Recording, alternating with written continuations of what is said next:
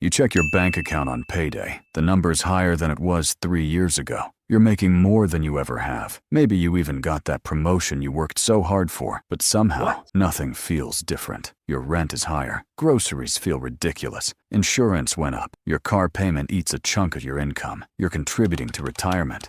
Technically. And yet, if your HVAC dies tomorrow or you get laid off next month, you're stressed. Income goes up, but freedom doesn't. And that right there, that's not an accident. My name is Robert, and I spend way too much time thinking about 7 middle-class money lies that quietly keep you broke in 2026. If you're someone who income goes up, but freedom doesn't, feeling stable, but one emergency away from stress, doing everything right, yet falling behind, make sure to hit the subscribe button and give this video a thumbs up if this helps you out. Because today, we're breaking down the 7 financial lies of 2026 that sound smart, feel responsible, and are quietly keeping millions of people stuck. Let's start with the biggest one. Lie number 1.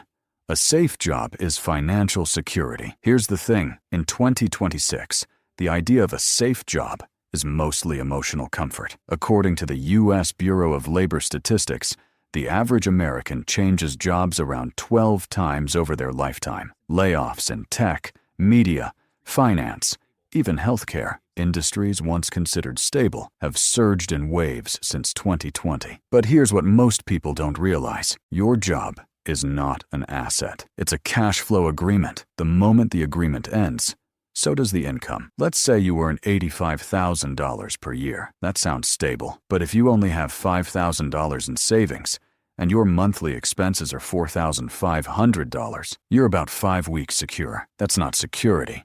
That's momentum with no cushion. Now, you might be thinking, well, I have good benefits. Benefits don't replace an income stream. Real security isn't employment. It's liquidity plus optionality. That means 6 to 12 months of expenses in cash, skills that are monetizable outside your employer, investments producing income. A job is stability. Wealth is independence. And confusing the two is expensive. Lie number 2. I'll start investing when I make more.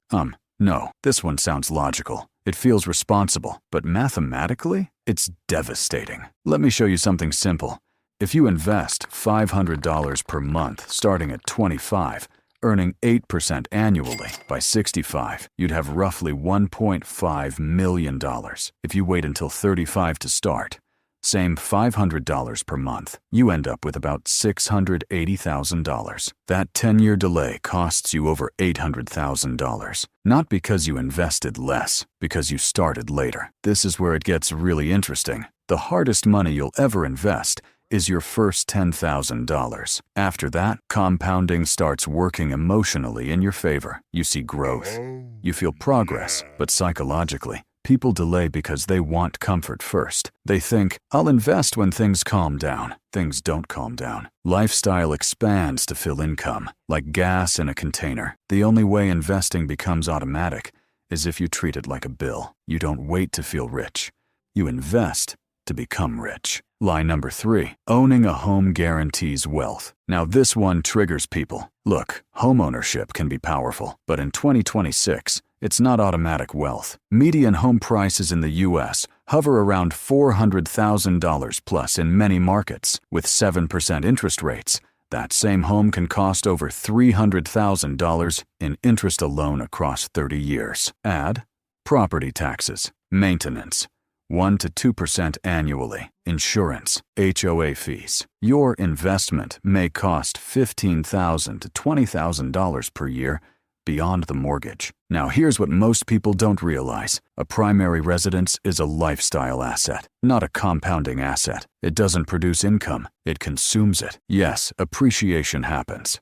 Historically, U.S. homes appreciate around 3 to 4% annually, but the S&P 500 has historically averaged closer to 9 to 10% long-term. So if all your wealth is trapped in home equity, your house rich, cash flow poor, owning a home can build wealth, but only if it doesn't block investing. Lie number 4. If I earn 6 figures, I'm financially ahead. This is one of the most dangerous illusions of 2026, because $100,000 today doesn't feel like $100,000 in 2005. Adjusted for inflation, Purchasing power has changed dramatically. Add rising healthcare, housing, childcare, and insurance costs, and many six-figure earners are still living paycheck to paycheck. A recent survey showed a surprising percentage of Americans earning over $100,000 report financial stress. Why? Because income doesn't equal margin. Let's say someone earns $120,000. After taxes, maybe $85,000. Mortgage, $30,000. Car payments, $12,000. Insurance, $8,000. Food plus utilities, $18,000. Miscellaneous lifestyle plus travel plus subscriptions, $12,000. You're left with not much. High income without structure creates high-pressure living. This is where it gets really interesting. Wealth is built in the gap, not the paycheck. Lie number 5. Debt is normal. Everyone has it. Normal doesn't mean harmless. The average American carries thousands in credit card debt at interest rates often exceeding 20%. At 20% interest, a $10,000 balance costs $2,000 per year just to stand still. That's like investing at negative 20%. Here's the psychological trap. Debt reduces pain up front and multiplies it later. Humans are wired for present relief over future optimization. It's called temporal discounting. Your brain values today more than tomorrow, even when tomorrow is expensive. The financially disciplined flip that script. They delay comfort to buy freedom. Lie number 6.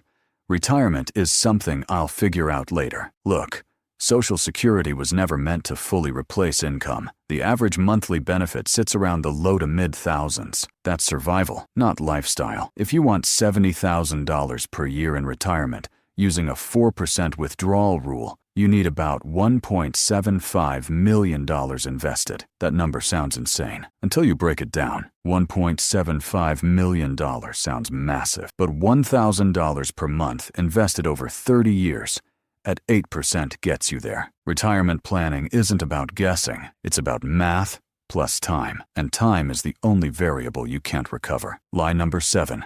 I'm doing fine. I'm middle class. This is the most subtle lie of all. Fine feels safe. But middle class in 2026 often means positive income, low liquidity, high obligations, limited freedom. You're stable, but fragile. One job loss, one medical emergency, one economic downturn, and the structure collapses. Here's what most people don't realize. Wealth isn't about status.